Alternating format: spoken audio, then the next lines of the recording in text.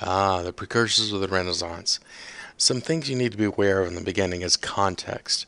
In the last chapter, we looked at cathedrals, and those massive undertakings brought great sums of money, not to the church and not to the royalty. It brought great sums of money to the guilds, to the people that helped build those buildings. You know, cathedrals don't build themselves. So, while we have the cross, we have the crown, we have here in this chapter and in this time the growing influence of the coin. Private individuals, some related to royalty, some not related to royalty. With that private influence, we are going to see we're going to see a changing face in the nature of art and the changing nature of art. While the Byzantine era and its influence is going while the Byzantine influence is going to be seen and be present, it's going to weaken somewhat. Now, that influence will mainly be seen, of course, in eastern Italy, still doing trade with the East. What you need to remember is that Italy is composed at this time of city-states. Imagine, if you would, Little Rock as a city-state, whereas Chicago is its own city-state. If Little Rock and Chicago were to go to war, who would win? Most of you say Chicago would win because it's bigger and it has so many other things. But perhaps because of the high murder rate and crime in Little Rock, perhaps there's a tougher breed of person, and perhaps Little Rock could withstand the might of Chicago. I want you to keep this in mind as we look at the influences of different city-states and think about why they would make the art that they make or choose to buy the art that they make. In this first slide, we see Paisano's sculpture for a baptistry. We see the influence of Roman sculpture. We see the diagonal movement, the asymmetry, and just like in the Byzantine era, we see a very loaded, full composition. We can see the influence that has been so profound throughout Roman sculpture, and we see how they've developed a lot since the early Gothic period, where sculptures were so crude looking. This is only going to grow and improve, blessedly, and it is because of training of artists.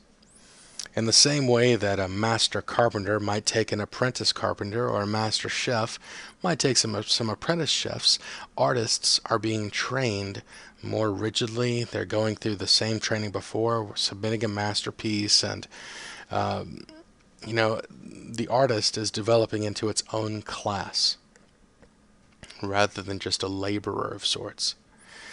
Now, with that happening, we also need to be aware of looking back to history. Where did they get all those great sculptural techniques? By looking at Roman works, by looking at the works of the Greeks. So they're looking to the past, and in looking in the past, they realize that they also need to read.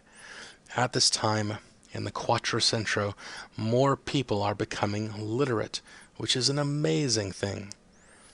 Now, besides the Bible, what else can you read? Well, you have to go back and look at the great classical works. And so with that comes a growing interest in humanism. Man being the center of the world. Man being capable of so many things. And more about man than, say, gods or God. While it is the Divine Comedy that discusses hell and purgatory and heaven, it gives us a great deal of information at the time and the sensibilities. We follow Dante on his journey, being led partially by Virgil. Now, the painting I've shown you here illustrates a scene from the book, from the story. It is not made at that time. This is made during the 1800s. Those of you that have a book, I would urge you to please look at the book now, or compare these two images. Look at how the dress uses lots of lines to direct your eye around the folds of cloth. Now, when we look here, we see there aren't lines, it's simply lights and darks working together. Cimabue, or Cimabue, I'll take however you want to pronounce it, really gives us that Byzantine crudeness, the crowded composition, the perspective that's not really there, the uncomfortable standing seating of Mary, and Christ being shown more like a homunculus than a child. In this, we have the distorted perspective in the throne, and almost it appears that the angels have been cut and pasted on rather than seeming to occupy a logical space. So when you add the crude perspective, the heavy lines to show shading, and the very crude shading on the face, we get that Byzantine style. But when we compare it with Giotto, we see a completely different animal. We can see the soft and subtle shading of Mary in her face. We can see the angels standing behind each other and even overlapping one another, giving us a more logical floor in a logical space. And just like those paintings in Rome, not in Rome, sorry, at Pompeii, we see, like that Roman style, they've created this kind of implied trompe-l'oeil floor for angels to rest on their knees. Like in the Villa of Mysteries, they've created this little illusionary space to present like a dramatic stage, the people telling a story. One other telling thing about these paintings is the perspective of the throne above Mary's head. Looking here, you can see that he has shown the interior receding back, and the circle, the halo, rests in front of it. There's a lot less gold being used in this work in comparison to the Cimabue. When we later compare the Kiss of Judas, we can more easily see what's happening. Now, moving back to the PowerPoint, I've kind of given you some quick bullet points as to what the differences are. Just if you have downloaded the PowerPoint, you can simply move it aside here, and you can see what I'm talking about there. Moving on, let's look at tempera. Tempera, while it has been around for some 4,500, 5,000, maybe 6,000 years, it's becoming more profitable and more important because of its use in altarpieces. What you need to remember is that churches at this time weren't closed throughout the week. Churches would always be open and be accessible to the faithful. And in place of a priest, they would sometimes have the altarpiece there. While the priest may be going to handle confession or do something else, the altarpiece would amaze and impress its guests, its worshipers. It would present images that help to educate and entertain and reinforce stories of the faith. And this was done with tempera. At this point, they have developed two different types of fresco, one being secco fresco, the other being buon fresco. Fresco was typically for walls, whereas tempera was typically used in wooden altarpieces. Giotto's work and talent would continue in the Arena Chapel. The interesting thing about the Arena Chapel, for me, is notice how Christ appears flat, when in fact this is all one barrel vault. What this does is it speaks to the clear talent and genius that was Giotto's work. Looking at the sides of the chapel as you walk up to the pulpit or the apse of this chapel, you can see the life of Christ illustrated in time. And as you turn around to leave the Arena Chapel, you'll see by the front door the Last Judgment, that last reminder of what will happen. Moving on into Siena, Siena has a strong lineage back to the original founders of Rome.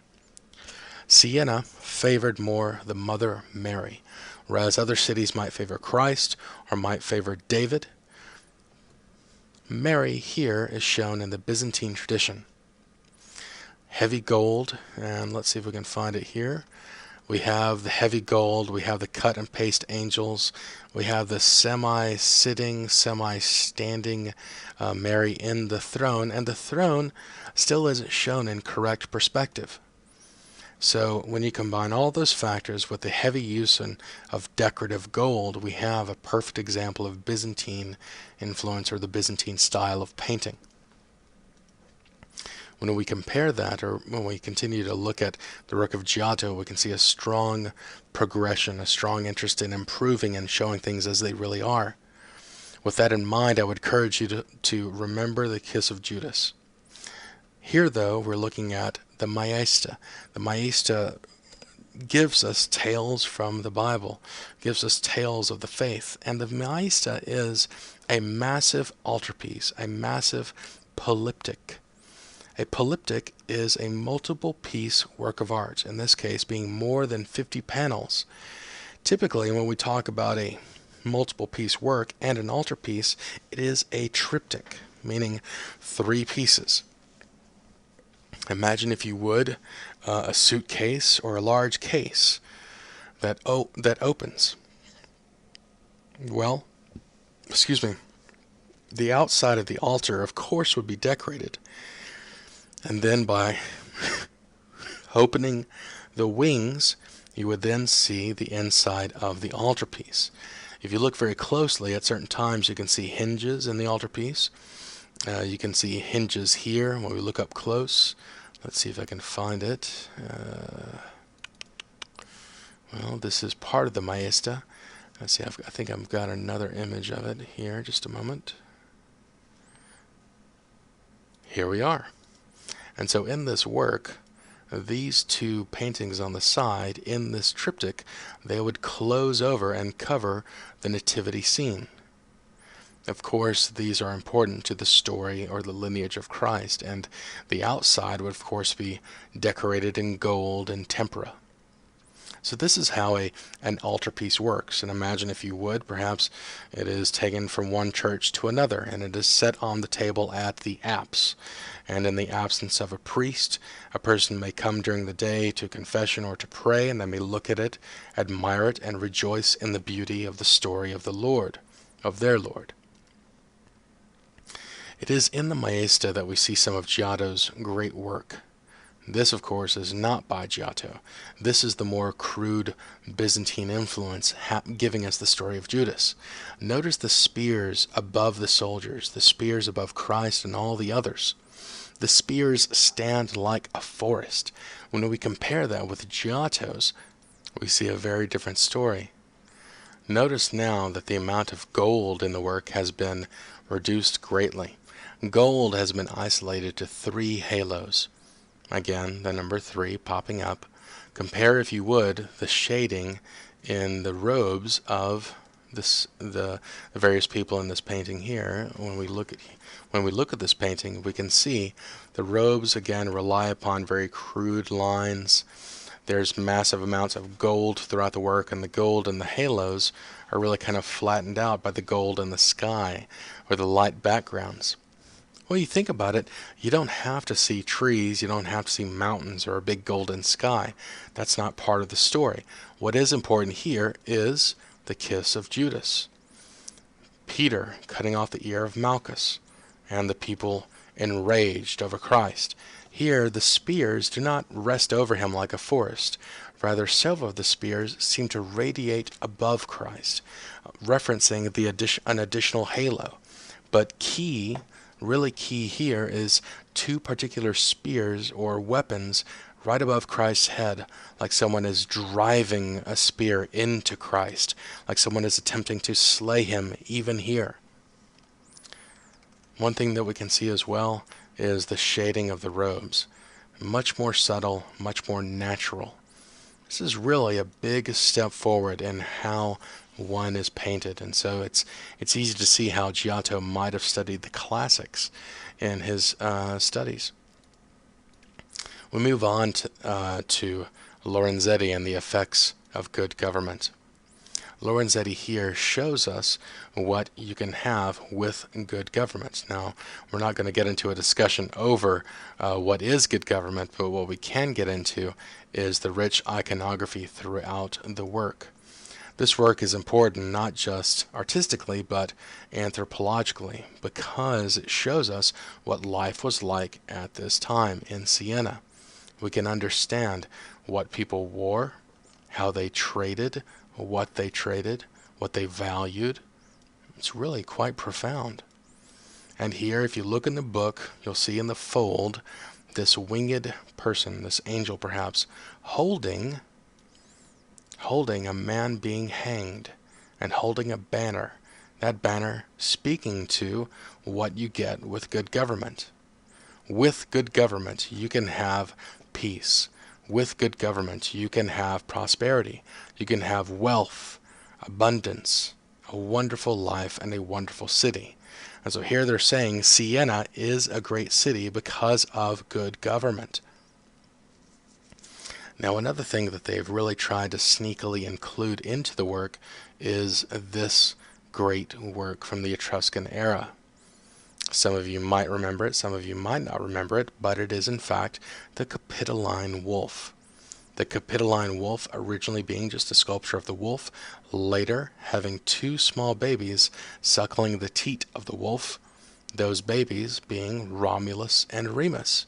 Well, we know Romulus founded Rome and Remus died, but before dying he could carry on his lineage, and one of his direct descendants is Sienus. So, Sienus, descendant of Remus, one of the two great brothers that founded the majesty and might that was Rome, now has this city of his own, Siena. And so like, as you're driving along the highway or the interstate, you see those big welcome signs like, welcome to BB, welcome to Searcy, welcome to Albuquerque. And it has, a message like a great hometown or seat of this, or Albuquerque, home of Breaking Bad, something like that. Here they've shown you the Capitoline wolf, validating its importance, its culture, and its lineage. Make sense? So, we have a growing interest in the past. We have a growing interest in art and decoration. It is decoration and art that we next look at, or finally look at, in the International Gothic style. Because of all those people making money, because of all those people that had money, they want to use it. Now, if you visit a bar, you're called a patron. If you visit a restaurant regularly, you're called a patron. And patrons are what were needed for artists. One particular patron was Philip the Bold, who favored sculpture. And he was a major patron of Klaus Schluter. Here, Philip the Bold is shown worshipping the Trumeau, that is, Mary and the Christ child. Notice how Mary's right arm, a very important side in the Christian visual language, points or seemingly gestures toward the Duc de Berry. Of course, behind him is one of the famous prophets. Across from him on the left side, somewhat less important, is his wife, who is worshiping and is being possibly instructed or encouraged by one of the other saints. Schluter was also known for a sculpture of Moses and a fountain. What you need to be aware of here is, this is a side view, another view of that fountain. If you look in the lecture, you'll see this image. Schluter, excuse me, Schluter has clearly looked at the great works by the classical masters. He has clearly looked at the wet drapery technique and thought about anatomy, thought about hair. And when you compare this to the sculptures in the Gothic period, how plain and how stiff some of those sculptures look, we can see how quickly man is relearning his techniques. We can see how quickly man is rebuilding and learning how to ride the bike all over again. So these are the sculptures of Schluter. One of Philip the Bold's relatives, also another patron of the arts, is the Duc de Berry. The Duc de Berry favored books, manuscripts, and books of hours. The Limbourg brothers did not make their own books separately. They in fact worked together to make these great books. And these books of hours, these books of prayers, give us wonderful insight into life at that time. It is the Limbourg brothers in one of their books of hours that give us the very first landscape in winter, the first ever known snowscape. which is really helpful because we can study their fashion, we can study their practices. Of course, this being like a bath or an outhouse, rather crude looking, I apologize, but still we see how they let dogs mingle with the sheep and kept them really close together in winter so they would not get cold and freeze. We see that they kept bees in the winter even, so we can really learn a lot about their life and what they liked to do. One rather odd thing, though, is remember that these are books of hours. These are religious, biblical prayer books. But included with those prayers or subjects for prayer are very pagan images. In fact, at the top of these images are the signs of the zodiac. Oh, so not only were they interested in stories from the Bible, they also wanted to get their daily horoscope. And you can look here at the blue and gold, noticing the Duke du Barry. As a herald or a page seems to announce those, welcome, welcome. You can see also that, people in France at the time, they loved to have their dogs around. They loved to let their dogs walk and frolic on the table. Those are in fact two small puppies that they would let eat rabbit with them. And of course we can see that they're eating rabbits or conies, as well as some cheeses and some small cakes. Who can see that they loved their dogs and they cared about rich fashions. And of course enjoyed gold. One interesting thing here the book will mention is a famous battle from Greek history. So again, we have an interest in the classical period. Now, why would an aristocrat want to have decorations of famous battles? Perhaps he enjoyed famous battles, perhaps he was a warrior, or perhaps he wants to present the idea that he is versed in the classics, or perhaps he wants to present the idea that he himself is a wonderful strategist, a man-at-arms, so to speak. There are many things that could be interpreted from that. What you do need to be aware of is who they patronized, who were the patrons, and what they made. That's about it for this chapter. You have several words to be aware of. I would encourage you to remember altarpiece, gesso, synopia, stylus, tempera, and wings. Whereas the other parts are important, those words typically won't be used throughout many more chapters. Whereas altarpiece will be still used now. It's really interesting to be aware of, and it's important to be aware of. So as always, if you have any questions, do please let me know. Don't forget that you can copy the notes from my textbook, and you may always email me for advice, or call me, or simply drop on by. Thanks a lot, and I'll see you in class.